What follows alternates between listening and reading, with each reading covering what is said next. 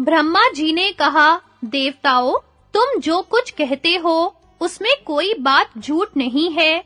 अतः जिस समय भगवान शंकर युद्ध करेंगे, मैं अवश्य उनके घोड़े हाँकूंगा। तब देवताओं ने संपूर्ण लोकों के सृष्टा भगवान श्री ब्रह्मा जी को श्री महादेव जी का सारथी बनाया। जिस समय वे उस विश्व वंद्य रथ पर बैठे, उसके घोड़ों ने पृथ्वी पर सिर टेक कर उन्हें प्रणाम किया।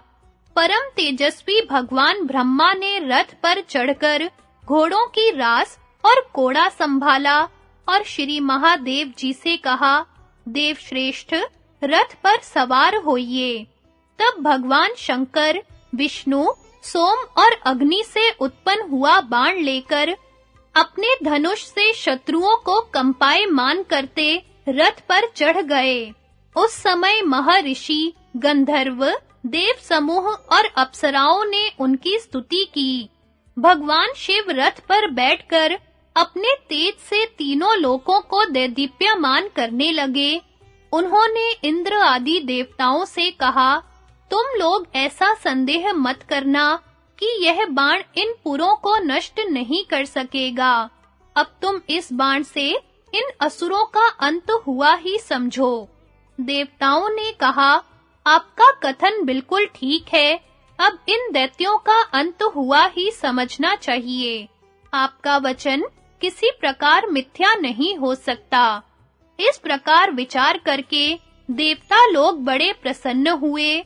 इसके बाद देवादि देव श्री महादेव जी उस विशाल रथ पर चढ़कर सब देवताओं के साथ चले। उनके इस प्रकार कूच करने पर सारा संसार और देवता लोग प्रसन्न हो गए। ऋषिगण अनेकों स्तोत्रों से उनकी स्तुति करने लगे और करोड़ों गंधर्वगण तरह-तरह के बाजे बजाने लगे।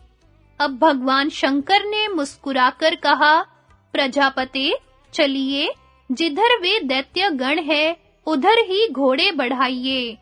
तब ब्रह्मा जी ने अपने मन और वायु के समान वेगवान घोड़ों को दैत्य और दानवों से रक्षित उन तीनों पुरों की ओर बढ़ाया। इस समय नंदीश्वर ने बड़ी भारी गर्जना की, जिससे सारी दिशाएं गूंज उठीं। उनका वह भीषण नाद सुनकर तारकासुर के अनेकों दैत्य नष्ट हो गए। उनके सिवा जो शेष रहे, वे युद्ध के लिए उनके सामने आ गए। अब त्रिशूल पाणी भगवान शंकर ने क्रोध में भरकर अपने धनुष पर रौंदा चढ़ाया और उस पर बाण चढ़ाकर उसे पाशुपत अस्त्र से युक्त किया। फिर वे तीनों पुरों के इकट्ठे होने का चिंतन करने लगे। इस प्रकार जब वे धनुष चढ़ाकर तैयार हो गए, तो उसी समय तीनों नगर मिलकर एक हो गए। यह देखकर देवता लोग बड़ी हर्ष ध्वनि करने लगे तथा सिद्ध और महर्षियों के सहित उनकी स्तुति करते हुए जय जयकार करने लगे। इस प्रकार जब असह्य तेजस्वी भगवान शंकर असुरों का संहार करने की तैयारी कर रहे थे, उनके सामने तीनों पुर एकत्रित होकर प्रकट हुए। उन्होंने तुरंत ही अपना दिव्य धनुष खींचकर उन पर वह त्रिलोकी का सारभूत बाण छोड़ा। उस बाण के छूटते ही तीनों पुर नष्ट होकर गिर गए। उस समय बड़ा ही आर्तनाद हुआ। महादेव जी ने उन असुरों को भस्म करके पश्चिम समुद्र में डाल दिया। इस प्रकार त्रिलोक हितकारी भगवान शिव ने कुपित होकर उस त्रिपुर का दाह किया और दैत्यों को निर्मूल कर दिया। फिर अपने क्रोध से उत्पन्न हुई अग्नि को रोककर उन्होंने कहा, तू त्रिलोकी को भस्म न कर। इस प्रकार दैत्यों का नाश हो जाने पर समस्त देवता, ऋषि और लोक प्रकृतिस्थ हो गए और बड़े श्रेष्ठ वचनों से भगवान शंकर की स्तुति करने लगे। फिर भगवान की आज्ञा पाकर ब्रह्मा आदि सभी देवगण सफल मनोरथ होकर अपने-अपने स्थानों को चले गए। इस तरह श्री महादेव जी ने समस्त लोकों का कल्याण किया था। उस समय जिस प्रकार जगत कर्ता भगवान ब्रह्मा जी ने उनका सारथ्य किया था, उसी प्रकार आप भी वीरवर कर्ण के अश्वों का संचालन कीजिए। राजन, इसमें संदेह नहीं कि आप श्री कृष्ण, कर्ण और अर्जुन से भी श्रेष्ठ हैं। कर्ण युद्ध करने में श्री महादेव जी के समान है, तो आप रथ हाँकने में साक्षात ब्रह्मा जी के सदृश हैं। अतः आप दोनों मिलकर मेरे शत्रुओं को उन दैत्यों के समान ही परास्त कर सकते हैं। महाराज, अब आप ऐसा उपाय कीजिए जिससे आज कर्ण संग्राम भूमि में अर्जुन का वध कर सके। कर्ण की, हमारी और हमारे राज्य की स्थिति अब आपके ही ऊपर निर्भर है। हमारी विजय भी आप पर ही अवलंबित है। अतः आप कर्ण के घोड़ों का नियंत्रण कीजिए। महाराज, कर्ण को स्वयं श्री परशुराम जी ने धनुर्विद्या सिखाई है। यदि इसमें कोई दोष होता तो वे इसे कभी दिव्य अस्त्र न देते। मैं तो कर्ण को क्षत्रिय कुल में उत्पन्न हुआ कोई देव पुत्र ही समझता हूँ। यह कवच और कुंडल पहने उत्पन्न हुआ है तथा विशाल बाहु और महारथी है। इसलिए इसका जन्म सूत कुल में होना किसी प्रकार संभव नहीं है। शल्य को सारथी बनाकर कर्ण का युद्ध के लिए प्रयाण।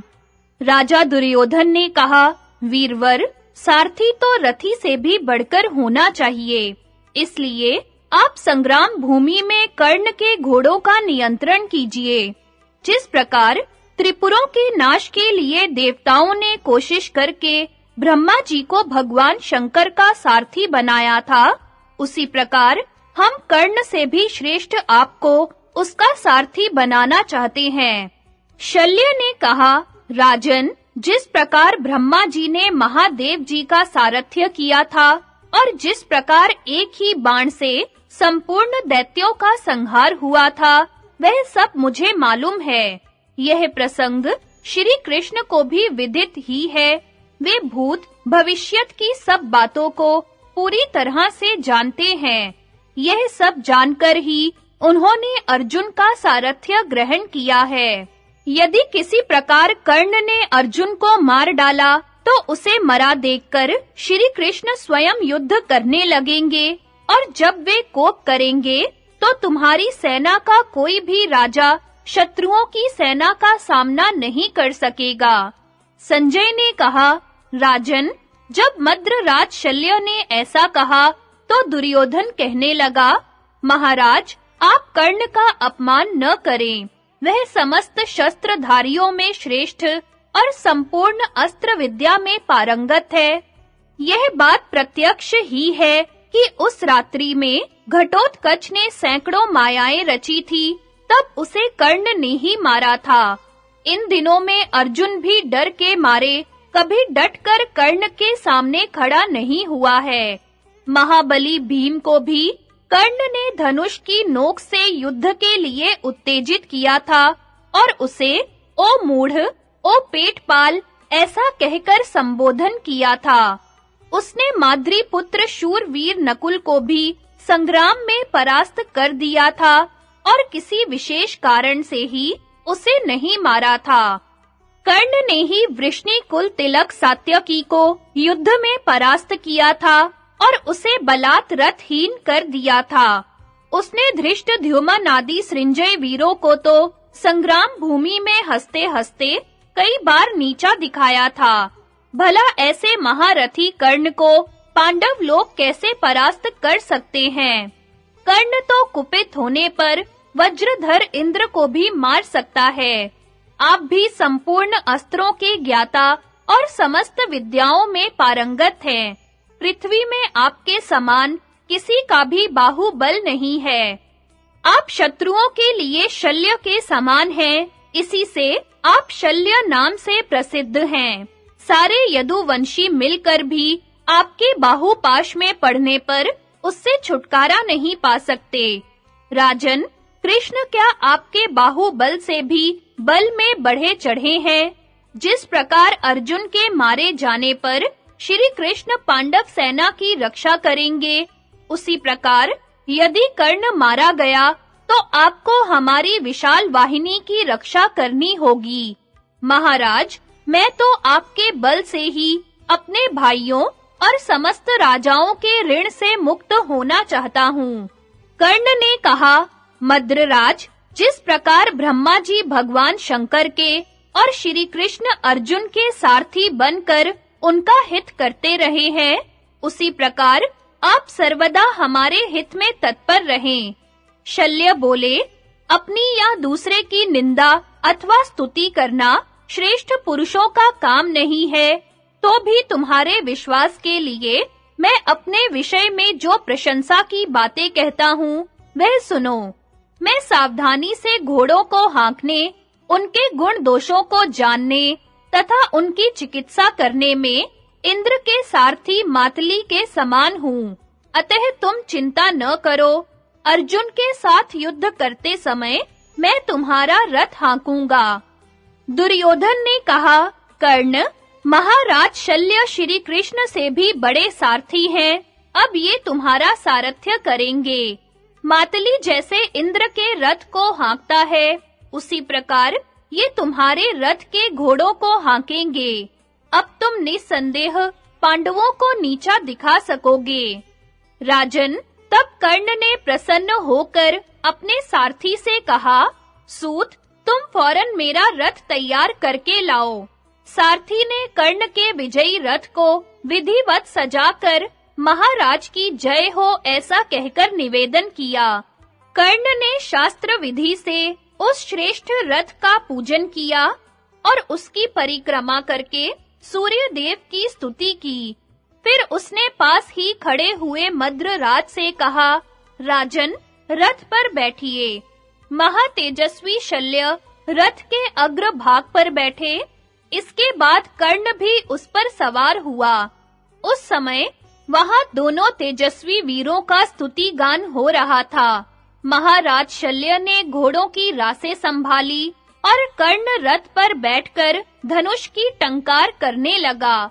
तब दुर्योधन ने कर्ण से कहा, वीरवर, मैं समझता था कि महारथी भीष्म और द्रोण अर्जुन और भीमसेन को मार डालेंगे, किंतु वे इस कर्म को नहीं कर सके। अब तुम या तो धर्मराज को कैद कर लो या अर्जुन, भीमसेन और नकुल सहदेव को मार डालो। अच्छा, तुम युद्ध के लिए प्रस्थान करो। तुम्हारी जय हो, कल्याण हो। तुम पांडु पुत्रों की सारी सेना को भस्म कर दो। कर्ण ने दुर्योधन की बात स्वीकार करके राजा शल्य से कहा, महाबाहो, घोड़ों को बढ़ाइए, जिससे कि मैं अर्जुन, भीम, नकुल सहदेव और युधिष्ठिर को मार सकूं। आज पांडवों के नाश और दुर्योधन की विजय के लिए मैं हजारों तीखे बाण छोड़ूंगा। शल्य बोले, सूत पुत्र, तुम पांडवों का अपमान क्यों करते हो? वे तो समस्त शास्त्रों के पारगामी, महान धनुर्धर, रण में पीठ न दिखाने वाले, अजेय और अत्यंत पराक्रमी हैं। वे साक्षात इंद्र को भी भयभीत कर सकते हैं। जिस समय तुम गांडीव धनुष की वज्र के समान भीषण टंकार सुनोगे, उस समय इस प्रकार गाल बजाना भूल जाओगे। जिस समय भीमसेन दांत उखाड़ कर हाथियों की सेना का संहार करेगा, उस समय तुम इस प्रकार बातें न बना सकोगे। जिस समय तुम धर्मराज युधिष्ठिर और नकुल सहदेव को अपने पैने बाणों से शत्रुओं का संहार करते देखोगे, उस समय ऐसी कोई बात नहीं कह सकोगे। संजय ने कहा, राजन, तब मद्रराज की इन सब बातों की उपेक्षा करके कर्ण ने उनसे कहा, अच्छा, अब रथ बढ़ाइए।